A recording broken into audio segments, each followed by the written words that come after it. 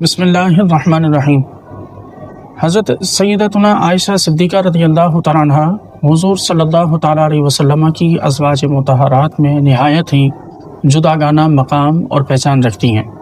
آپ رضی اللہ تعالیٰ عنہ رسول اللہ صلی اللہ تعالیٰ علیہ وسلم کی تمام ازواج میں وہ واحد خاتون ہیں جن سے رسول اللہ صلی اللہ تعالیٰ علیہ وسلم نے نکاح فرمایا اور آپ کنواری تھیں۔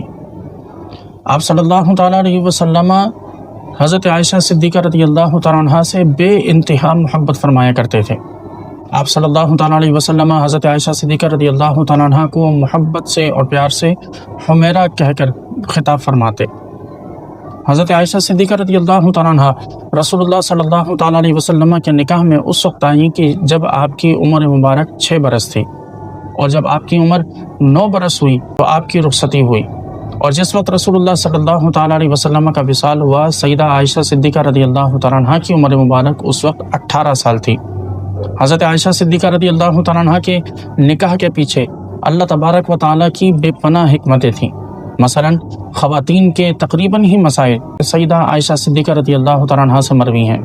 آپ رضی اللہ تعالیٰ عنہ حضور اکرم صلی اللہ تعالیٰ علیہ وسلم سے آپ نے 2210 احادیث کو روایت فرمایا، اور یہ احادیث کے ذخیرے میں بہت بڑا ذخیرہ ہے کہ جو سیدہ عائشہ صدیقہ رضی اللہ تعالیٰ عنہ نے رسول اللہ صلی اللہ علیہ وسلم سے روایت فرمایا۔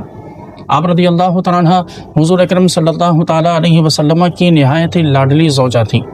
حضور اکرم صلی اللہ تعالیٰ علیہ وسلم آپ کی اذیت پر آپ علیہ الصلوۃ والسلام خود تکلیف محسوس فرماتے۔ جب آپ رضی اللہ تعالیٰ عنہ پر بہتان باندھا گیا، اللہ رب العزت نے آپ رضی اللہ تعالیٰ عنہ کی عزت و ناموس کی حفاظت کی خاطر قرآن مجید میں سورہ نور کی آیات کو نازل فرمایا، اور یوں آپ وہ پہلی خاتون بنی کہ جن کی عزت و ناموس کی حفاظت اللہ رب العزت نے خود فرمائی۔ آپ رضی اللہ تعالیٰ عنہ حضرت ابوبکر صدیق رضی اللہ تعالیٰ عنہ کی صاحبزادی ہیں۔ آپ رضی اللہ تعالیٰ عنہ رسول اللہ صلی اللہ تعالیٰ علیہ وسلم کے ساتھ آپ کی یہ خصوصی محبت کا عالم یہ تھا کہ جب حضور اکرم صلی اللہ علیہ وسلم آپ کے بستر میں ہوتے، اللہ تبارک و تعالیٰ کی جانب سے حضور اکرم صلی اللہ علیہ وسلم پر اس حال میں بھی وحی نازل ہوا کرتی تھی۔